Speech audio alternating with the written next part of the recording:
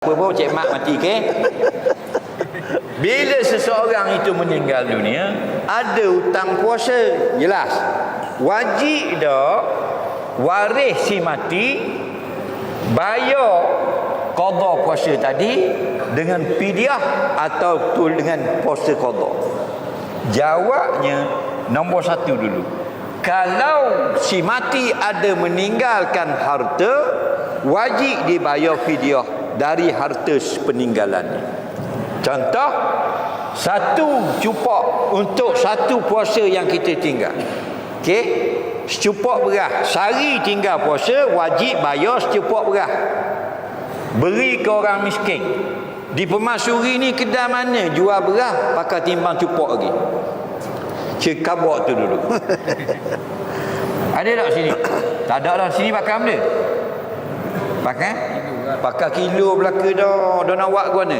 Ada setepak di Terengganu masih pakai cupak, iaitu di Museum Losong. Faham?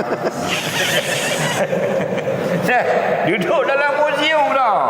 Jadi kiraannya kira sekarang dengan kilo banyak mana? 750 gram. Jadi susah sangat kita nak beli 750 gram.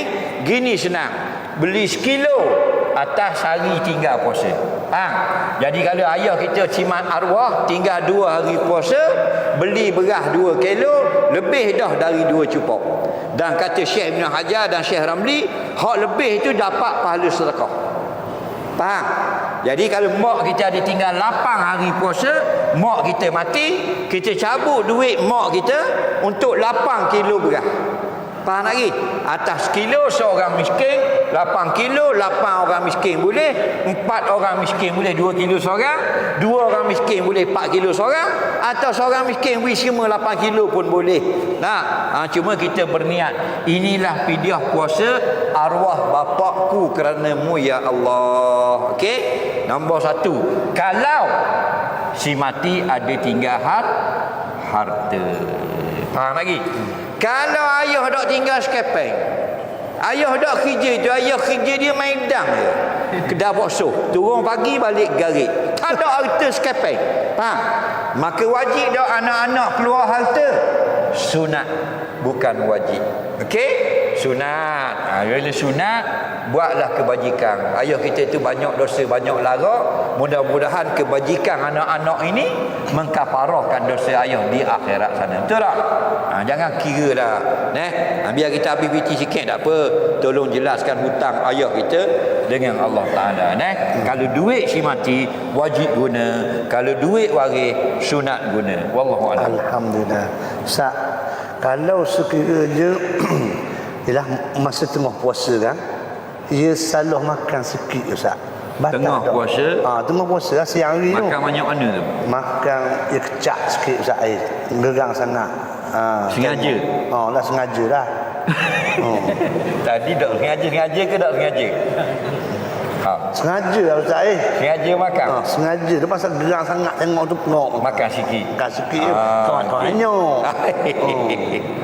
Apa hukum orang yang puasa sengaja makan sedikit atau rasa makanan ditelannya? Dengar baik-baik. Yang membatalkan puasa orang yang puasa ialah memasukkan suatu benda ke dalam rongga terbuka dengan sengaja. Rongga terbuka ni aja bilang apa-apa. Ada 4. Nombor 1, mulut. Nombor 2, telinga. Nombor 3, hidung. Nombor 4, kemaluan. 4 lubang. Okey? Lain pada 4 ni tidak batal. Contohnya, dia puasa dia pergi cocok punggung. Kerana sakit pinggang doktor cocok punggung. Tidak batal. Kerana punggung dia bukan rongga terbuka, atas daging. Nampak? Faham lagi? Atau anak dia demam, umur 16 tahun, dia kata pak demam. Doktor pun cocok atas kepala bau. Anak suruh baik demam, tak batal puasa. Kerana bau bukan rongga terbuka. Nampak? Ataupun sek-sek ngisap dalam agak getah. Hidup cocok lengang tak batal puasa. Cocok dengan dadah. Betul tak? Ada cocok tekok, tak batal. Dia pun tak puasa. Yang batal masukkan suatu pada mulut, pada hidung, pada telinga, pada kemaluan. Okey, hidung kat mana batal? Hidung lebih pada tulang hidung. Ni, faham? Kita ni kalau korek hidung biasanya lepas pada tulang ke dalam kelopak ni saja. Dalam kelopak orang korek tai hidung buang habuk dalam hidung ni, orang panggil tai hidung. Dalam kelopak ni ada tak orang korek tai hidung pakai screwdriver dalam ni? Apa dalam tak ada. Tu batal. Okey. Nombor 2 telinga. Kita ambil jari kita ambil putik kapas, cotton bud. Gatal kat telinga kita jolok, kita pusing-pusing, lega. Tak batal. Kita ambil jari, pak masuk, tidak batal. Dah yang batal sampai ke gendang telinga atau di belakang pada gendang. Ada satu kau masuk dalam otak baru batal. Okey, mulut kat mana? Dekat halkum. Kalau dalam mulut tak batal. Tok Syok lepas mayang subuh dia pun ambil peha ayam bolang mulut. Tumpik kaki gitu. Sampai ke garik baru kehek. Tak batal. Bodoh namanya. Faham lagi? Tapi tidak batal kerana batal al-aklu wa syurbu. Makan dan minum baru batal. Apa makna makan? Melepaskan suatu seperti makanan daripada tempat terbit huruf halak. Huruf halak pak sebut amzah. Ni tekak ni. Lepas pada tekak telang baru batal. Okey? Lepas tu orang gonyoh gigi tak batal. Orang gonyoh gigi, dia buah obat gigi atas tu. Atas beruh. Colgate. Dia pun gonyoh. Gonyoh. Dalam mulut tak? Masuk tak beruh dalam mulut? Batal tak?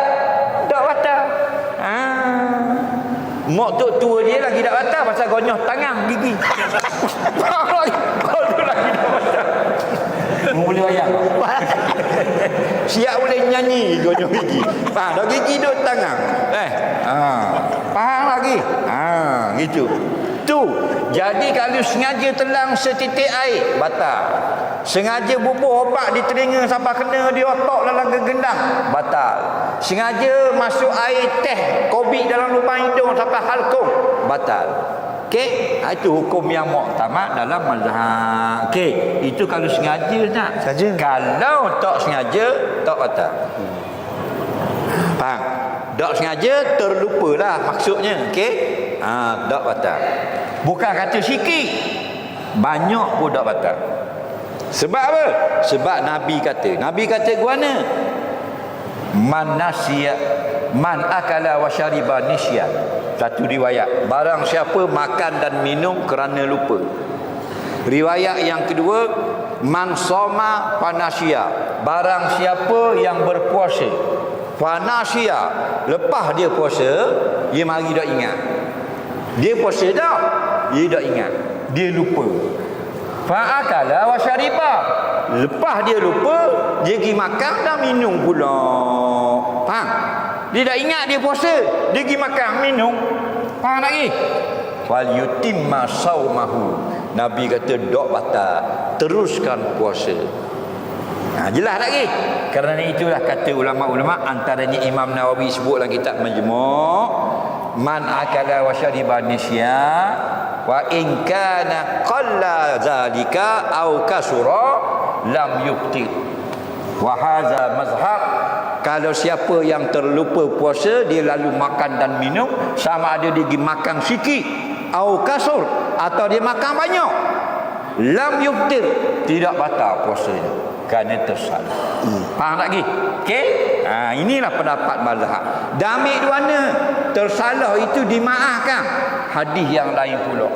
Innallaha, sesungguhnya Allah Ta'ala tidak mengambil hukum daripada umat aku anisyan wal khata'. Nampak? Jadi tersalah dan terlupa. Okey? Dah tu dia makan sedap, dia makan kenyang nyandor gitu. Innama at'amahullahu wa saqah. Kerana hari itu Allah yang menjamu dia makan dan beri minuman dia makan sampai kenyang. Orang lain puasa, dia makan tak batal puasa. Kenapa? Kerana panasya, Allah beri dia kemaafan terlupa. Walaupun 2 hari direct. Contoh hari pertama 1 Ramadan, dok ingat. Orang pemasuri ni lah. Nah, dok ingat dia pun buat nasi kabu. Makan laki bini, laki 3 pinggang, bini 11 pinggang. Habis makan kenyang dah. Abang, Abang sini tau. Abang ke apa? Abang tau. Abang, puasa. Tak batal, tak ingat. Betul? Ya, tak batal. Laki bini kenyang dah. Esok dah ingat pula, buat nasi dagang pula, makan. 2 gatang seorang makan. Faham? Lepas kenyang, Abang, puasa. Tak batal juga, tak ingat. Serik 30 Ramadan tak ingat. Nasi kuning, lasa, nasi minyak, nasi lemak. Faham lagi? Hari-hari tak ingat. Tengah hari nanak pula, petang siap buat goreng pisang. Tak ingat sungguh? Tak ingat sungguh. Tak batal. Tapi bengong nak hari tak ingat. Faham lagi? Biasa sehari 2 boleh bersabar. Tapi kalau tak ingat sungguh, tak batal tak. Wallahualam tak. Ustaz, hak ni lah orang Arab kata, orang Melayu ni kalau makan nasi memang tak batal puasa Ustaz. Tak batal. Tak batal. Sebab apa? Sebab nasi kan. Betul lah. Pasal nasi tu bahasa Arab maknanya lupa. Nah, betul. Okey Ustaz. Itu dia. Okey.